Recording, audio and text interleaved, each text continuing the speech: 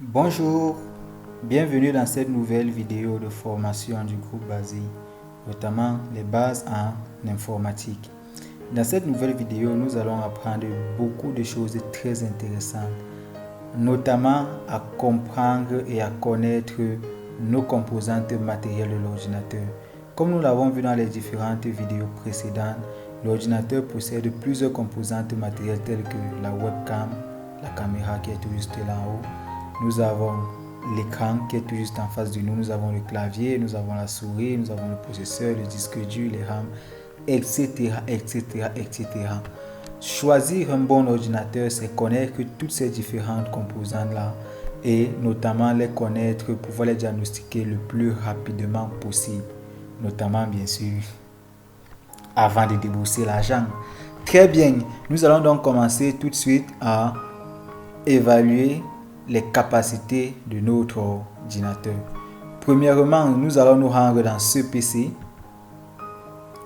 et analyser la première page. Dans cette première page, une première information nous frappe immédiatement. C'est cette répartition de disque local. Nous voyons ici, nous avons un disque local C, nous avons un disque local E. Et pour d'autres ordinateurs, si vous le souhaitez, au lieu d'écrire disque local, vous pouvez plutôt le renommer. Ici, je l'ai renommé en écrivant nouveau. Donc nous avons encore un autre disque local nommé disque local H. Pour connaître immédiatement la capacité de notre disque dur, nous pouvons faire ceci: additionner toutes les capacités des disques locaux pour enfin obtenir la capacité de notre disque dur.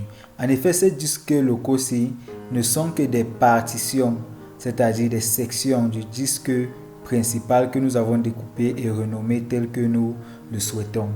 C'est comme si nous disions que nous avons des chambres dans lesquelles nous allons ranger des choses, mais toutes ces chambres appartiennent à la même maison. Et la maison ici, c'est le disque dur et les chambres représentent ici les différents disques locaux. Très bien. Première information donc que nous pouvons obtenir, c'est la capacité du disque dur. D'autres informations sont possibles à avoir en tout simplement en allant sur ce PC. Vous voyez tout juste à droite là, nous allons faire un clic droit. Première possibilité, nous allons donc aller sur propriétés et là nous allons avoir des informations basiques sur le système d'exploitation. Nous allons avoir des informations basiques sur le processeur, sur la RAM qui a été installée, sur le type de système d'exploitation et même sur le processeur, le type de processeur. Nous voyons ici que nous avons un système d'exploitation de 64 bits et un processeur de 64 bits. En effet, les processeurs de 64 bits peuvent supporter deux types de systèmes d'exploitation. C'est un système d'exploitation qui tient sur 32 bits, soit un système d'exploitation qui tient sur 64 bits. Alors que si le processeur n'était que de 32 bits, il ne pourrait contenir que des systèmes d'exploitation qui vont tenir sur 32 bits ou moins de 32 bits, c'est-à-dire 16 bits, 8 bits et 4 bits. En effet, on ne compte que des puissances entières de 2. Nous allons donc continuer. Nous avons notre stylo fonction tactile. C'est pour dire ce que l'écran était tactile ou pas. On dit que cette fonctionnalité n'est pas en effet, car notre machine, notre écran ici ne l'est pas du tout. Elle n'est pas du tout tactile. Une fois que c'est bien noté, nous pouvons avoir accès à d'autres fonctionnalités du système, mais là n'est pas l'objectif de ce tutoriel. Ce tutoriel, nous allons tout simplement apprendre à diagnostiquer les capacités de notre processeur. Très bien, de notre ordinateur, notamment les composantes matérielles. Pour évaluer la force d'un processeur, nous pouvons nous baser sur son numéro de série, mais nous y reviendrons tout de suite. Les autres composantes matérielles peuvent être obtenues aussi facilement. Il suffit de repartir dans ce PC. Nous allons faire un clic droit. Nous allons cliquer sur Gérer. Après quelques secondes, nous obtenons dans la page suivante. Cette page va nous permettre d'obtenir les fonctionnalités du système, va nous permettre d'obtenir tous les composantes matérielles qui sont sur notre système et aussi va nous permettre d'obtenir les différents pilotes qui sont installés pour pouvoir utiliser ces composantes matérielles là. Un pilote, c'est un très petit programme qui permet une interface entre la composante matérielle et le système d'exploitation. planificateur des tâches comme outil de système. Nous avons dans quelques fonctionnalités système basiques. Les dossiers partagés, c'est lorsque nous sommes en réseau. Utilisateur de groupe, lorsque nous sommes en réseau. Performance, évaluation des performances de la machine. Et nous avons ici donc la liste de toutes les composantes matérielles qui se trouvent sur notre ordinateur. La première composante à laquelle nous pouvons avoir accès, c'est notre appareil photo. L'appareil photo ici là, ce n'est rien d'autre que notre webcam ou en autre langage la caméra. Et si nous cliquons sur la petite flèche qui est tout juste à la gauche, nous allons constater que le pilote installé c'est HP HD Webcam Fixed. Nous allons donc voir comme ça pour tous les autres composants, nous allons pouvoir obtenir les pilotes qui ont été installés pour pouvoir communiquer avec eux. Tout de suite après, nous voyons donc, on a d'autres périphériques. Mais cependant, ce que nous constatons, c'est que les pilotes, ils nous présentent des problèmes. Donc ces périphériques-là, nous ne pouvons pas avoir accès à ça. En effet, lorsque vous souhaitez utiliser un périphérique, il faudrait installer la bonne version du pilote. Si une version ultérieure, c'est-à-dire que vous utilisez avant, fonctionnait bien et que vous l'avez perdu, maintenant la nouvelle version que vous êtes en train d'utiliser fonctionne mal, vous pouvez faire un clic droit là et désactiver, mettre le pilote à jour ou alors reprendre la version ultérieure. Très bien. Bon, nous avons la batterie.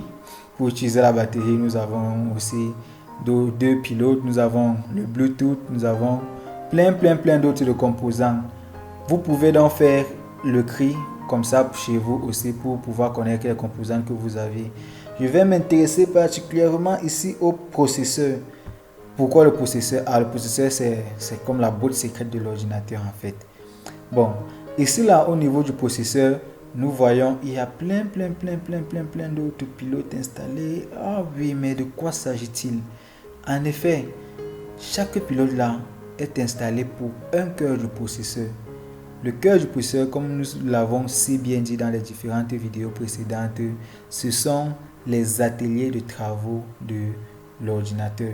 Et en les mettant en communication et en les faisant travailler ensemble, la vitesse de l'exécution d'un programme peut donc augmenter. Vous conviendrez donc que pour certaines machines, si ce nombre d'ateliers là est petit, il pourrait donc arriver qu'avec les mêmes caractéristiques, une autre machine qui a plus de cœurs pourrait aller plus rapidement. Très bien. Maintenant, l'information que nous allons consulter maintenant, c'est nos disques durs, l'espace de stockage. En effet, je vous ai montré aujourd'hui comment nous pouvons comptabiliser à partir de là la capacité de notre disque dur, mais en réalité, ce n'est pas vraiment nécessaire de faire des calculs mentaux nous-mêmes, le calcul mental nous-mêmes. Nous pouvons tout simplement revenir ici et cliquer sur gestion des disques. Très bien.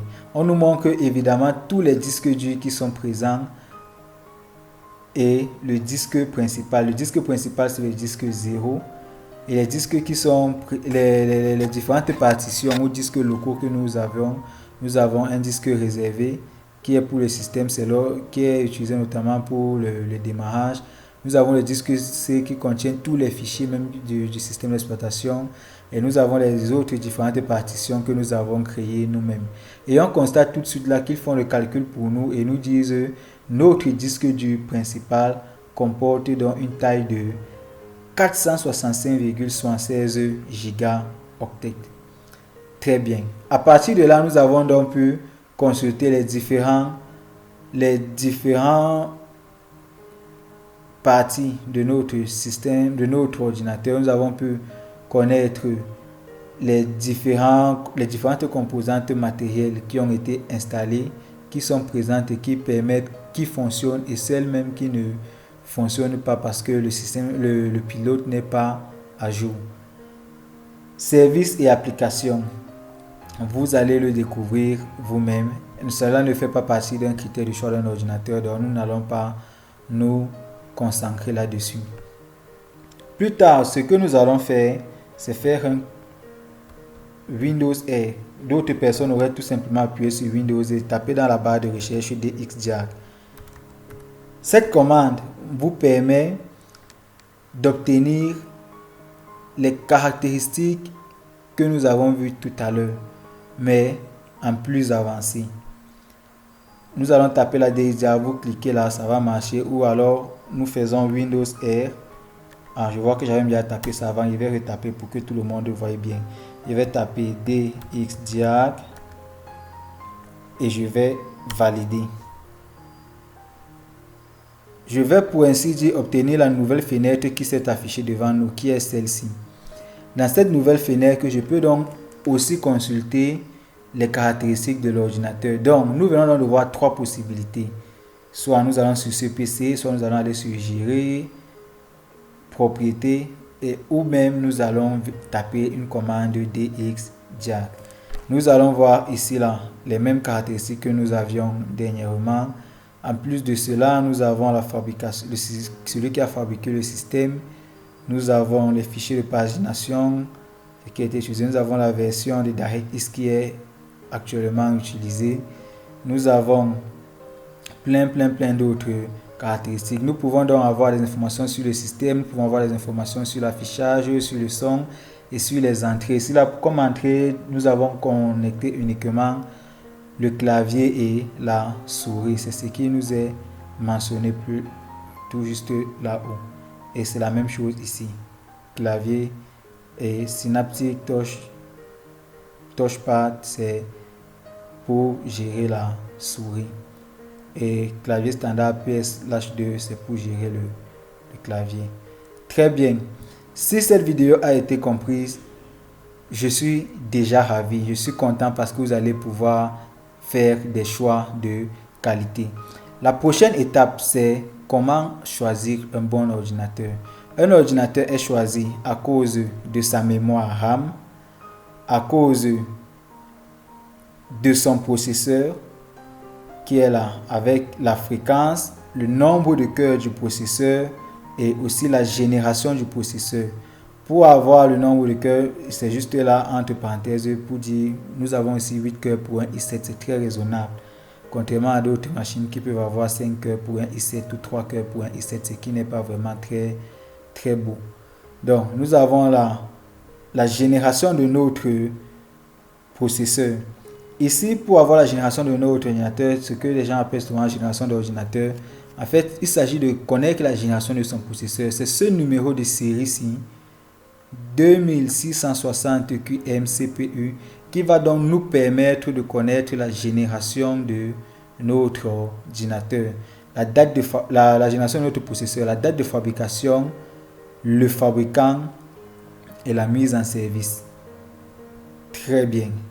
Nous avons comme autre propriété que nous devons rechercher, c'est la taille du disque dur et notamment la carte graphique.